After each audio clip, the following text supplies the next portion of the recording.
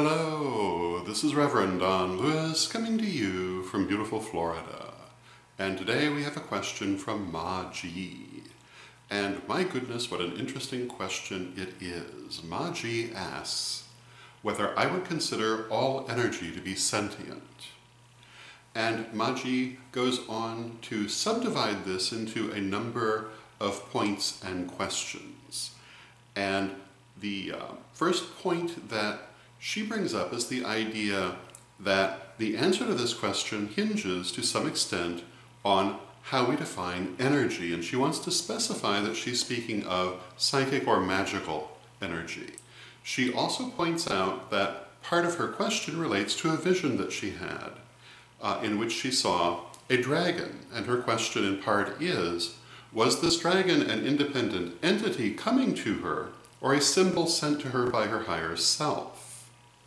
And in the final part of the question, Ma G points out that in her mind, sentience implies a kind of focus. And she points out that in her prayers, when she prays for specific beings, she feels that she is able to focus more energy into the prayer than when she does a general kind of everybody prayer. And these basically are the different issues she would like me to address. And this is probably going to be a bit of a rambling vlog because there's a lot there, and I'm not sure that I'll even be able to get to all of it, simply because of the scope of the question. But I'm going to start by saying that in my mind, this question does not hinge on how we define energy, but rather how we define sentience. And I want to start by saying that I am not unaware that that is not necessarily a definition everyone will agree upon. My understanding of the term sentience is that it has to do with the ability to feel, to perceive, and to experience subjectively. That is to say, from one's own point of view. And it does not necessarily include other aspects of mental or spiritual activity, but rather being aware of oneself and able to feel and react. Do I think that all energy is sentient using that definition? Absolutely, I do. However, there are a couple of important things to point out about this. Firstly, I believe that all energy is an aspect of spirit or goddess, and therefore, of course it has sentience. All energy from which all things are made are part of deity, and this is the core of the idea of as above, so below. Because what we think of as deity and what we think of as the world are not truly separate, and the world is made of deity as well as by deity. And so the energy that makes it up must by its nature be sentient. Having said that, the second part of this is that although this world is made of spiritual energy which is sentient, the part of that energy which is expressed in this world is sometimes very little. And in the Correllian tradition, we use the 7 planes to explain this idea. And when spirit first enters into matter, it starts at a basic physical level, in which it experiences issues of pattern and system, but expresses very little of its true spiritual nature. And as it ascends through the planes, so to speak, it expresses more and more of that spiritual nature, until ultimately, ideally, at some point, it will all be expressed in the physical world, and there will no longer really be a difference between spiritual and physical, even given that that difference is largely one of perception in the first place. So, when we say that all energy, and therefore all things, have a sentience, it doesn't mean that that's expressed in this world, but rather in a spiritual quality. And in terms of how you would interact with that, it would be through calling forth the higher self of whatever it is. Now, you might say that this is rather an odd concept. Perhaps some of you are not familiar with it. But if you're familiar with classical literature and the ancient world, you should have some familiarity with it. And there's a very famous example, which I learned in Latin class, of all the different deities that the ancient Romans believed were involved in building a door. And they would work with the deity of the door itself, the deity of the hinge, the deity of the door case, the deity of the threshold, etc. They believed that every part of it was in effect a deity. Not a particularly big deity, but a deity. And this is in effect what we're talking about here.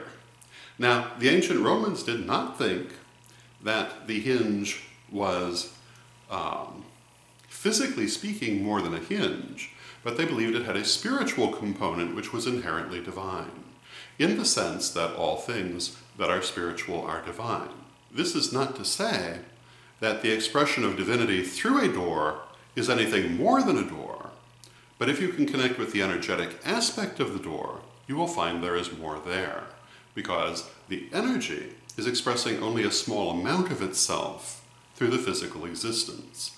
And all things which exist, whether they appear to be animate or inanimate, sentient or insentient, are made of energy.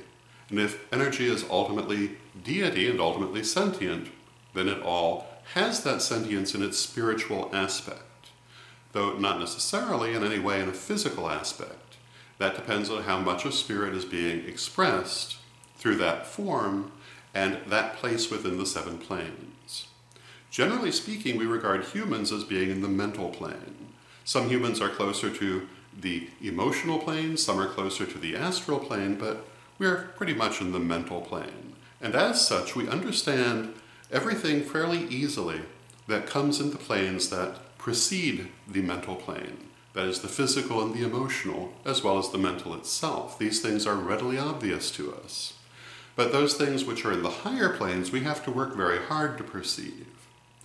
And this would also be true for anything which is expressed at a lower level in the planes, or a previous level if you prefer. So, for example, if energy is only being expressed through the physical, its ability to both experience and to manifest are going to be much more limited than our own. And similarly, expressions of energy farther on in the 7 planes, such as at the soul level or at the monadic level, are going to be far more complex than ourselves. And this is in terms of how we are manifest in our experiences in the physical world, but not our inner nature. And the inner nature of all, in the end, is the same.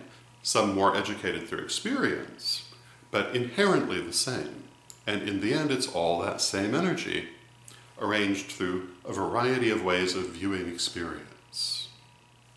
So having said that, yes, I do consider all energy to be sentient, magical or otherwise, but not necessarily on a mundane level. But if you were to interact with it at a spiritual level, and in First Degree we talk about this, I believe in chapter 12, where we talk about personifying a stone, for example, and working with its higher self. And if you will try this, if you will look at the instructions and give it a shot, I think you'll find that you will experience it for yourself and have no further questions about it. Now, as to the next part of the question, the vision of the dragon. Would the vision of the dragon be an entity on its own, or a symbol sent by the higher self? And my answer is that it could be either or both, and that being one does not preclude the other. It's a matter of the perspective from which you are looking at it, which is a hard concept to get your head around, but once you do so, it opens up a great deal of understanding. And the idea that it could be both a symbol sent from the higher self and an independent entity in its own right is very much in keeping with the idea that all of the energy is sentient in the first place. And in Second Degree, we talk about creating a guardian or a golem, which is an independent thought form created by the practitioner from energy. Once created, it has its own existence, subject to the conditions under which it has been created. But it is a perfect example of this very thing. Yes, it is its own independent entity, but is completely generated in its origin from the practitioner. It is both at the same time. And this is true, I think, of many things in general. And for example, if we look at a person, they are very much an independent entity, but they're also a manifestation of a soul which has had many lifetimes, and of a monad which has had many souls, and ultimately of deity. And the person is all of these things at once. They are not in any way mutually exclusive, but the way in which you're interacting and which of these you're interacting with depends entirely on the perspective from which you are coming and the perspective with which you are dealing.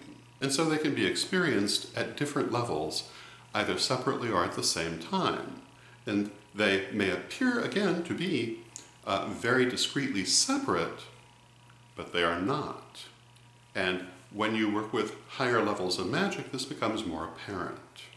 And the final part of Maji's question, which has to do with the idea of focus in regard to sentience. Maji tells us that when she prays, and I assume in other workings as well, if she's working with what she feels is a specific entity, she can focus energy much more effectively than dealing with general energy. And I think this is part of human nature, and it's part of why we organize our experiences as we do. In fact, I really should say it's part of the divine nature, because all experience is organized in this way, not just human experience. And it's why we are individuated in the physical plane in the first place, because ultimately it's all one energy. Why is it in many different forms? Because when it's in a different form, you can approach it in a much more focused manner. The experiences and the reactions take on a much more focused quality, and you can distill knowledge from them more easily. And again, in second degree, you will find a technique of personification, where you take things within yourself that need to be healed and imagine them as if they were fully separate from you, and heal them as if they were a separate being. Why? Because you can have much greater focus as well as greater objectivity when dealing with them in this way. And this also, again, is part of why I believe we incarnate in this very discrete and separate manner, even though in the end our energy is all the same energy. So, to sum up my answer to the question, yes, I believe that all energy is sentient, and in the end, all energy is basically the same energy. And it only appears differentiated because of the way it manifests here in the physical world through the medium of the 7 planes. And it manifests in many different ways, and at different levels in those planes, more or less of the spiritual nature of the energy will show. But that does not mean it's not there. It just means it's not manifest in our perception in this world. So that would be my answer. I hope you find it interesting. And until next time, may you blessed be. The Tarot of Hecate. My 100-card tarot deck, 30 years in the making, finally available to you from witchschoolstore.com. Check out a copy today.